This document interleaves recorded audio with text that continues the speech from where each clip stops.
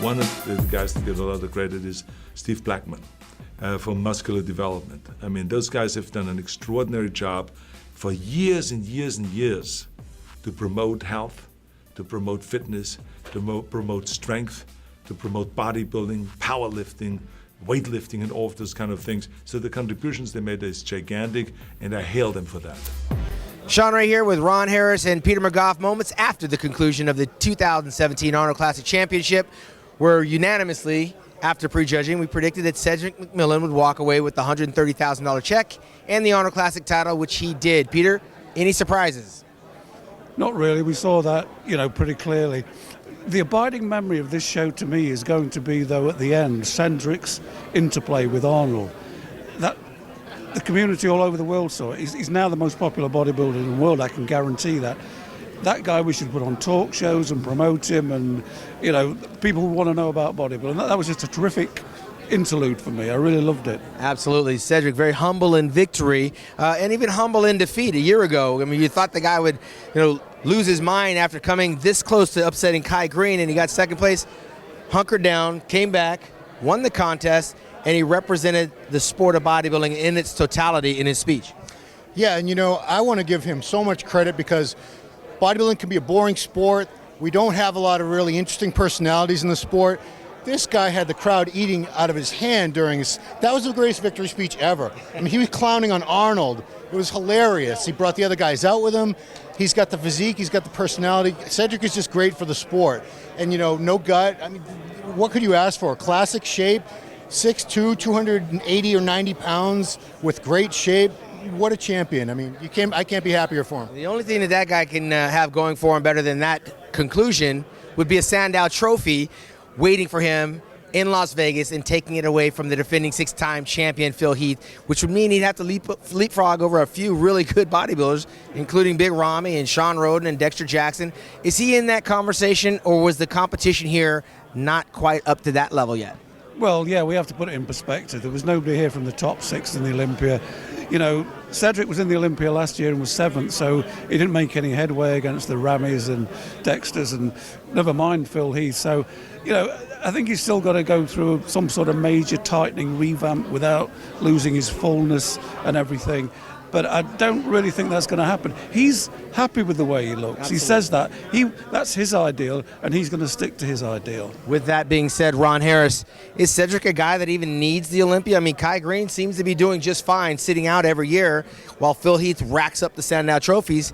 Maybe this might be his shtick. Maybe this is the route he needs to go, the Arnold Classic route, while everybody else fights it out for the Sandow.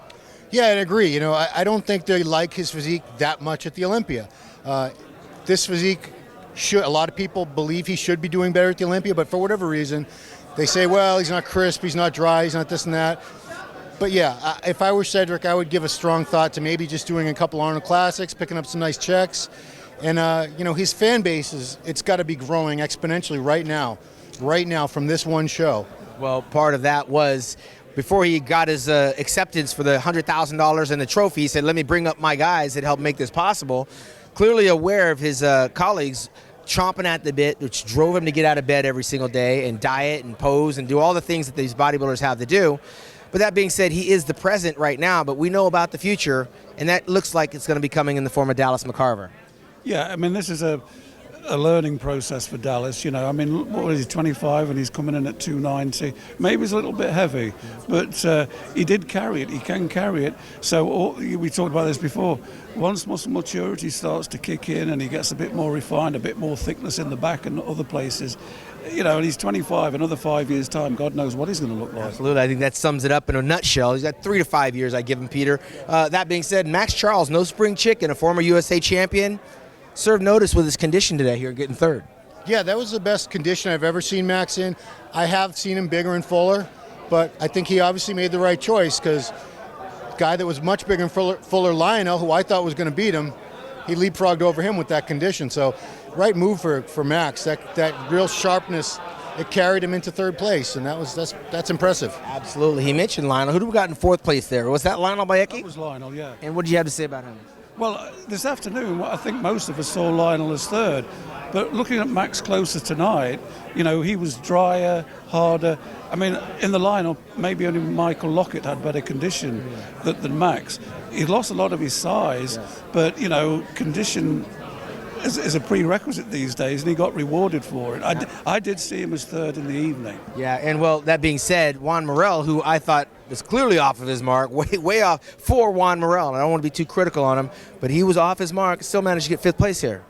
Yeah, you know, I'm surprised because he shut things down after the New York Pro last year, and I had seen him in the offseason a couple times. He was definitely bigger than I'd ever seen him, but today he wasn't bigger than I've ever seen him. And his legs, which he's been trying hard to improve, I hate to say it, I think they've regressed a little bit, and the condition wasn't there. I mean, just not a great day for Juan. Hopefully he'll bounce back and make a better showing next time. Right, and I think the Canadian Fouad Abiad goes without saying. This guy leaped. He actually struggled to get into the show. 2 weeks out, he was injured, and he just kind of kept it together to get in the competition. Clearly not at his best. Yeah, I mean, that might have had an effect, you know, not just physically but mentally. I mean, is something else going to pop going into the show? But yeah, we've seen him a lot better and sharper than that, and I think he will come back again and be the Fouad that we've seen in the past. Well, everybody in the house seems to be really happy and very content with our champion. No controversy here. Cedric McMillan doing the business of bodybuilding, walking away with $130,000 and the latest Arnold Classic champion. And he joins the ranks of the Flex Wheelers, the Kevin Lavronis, the Vince Taylors,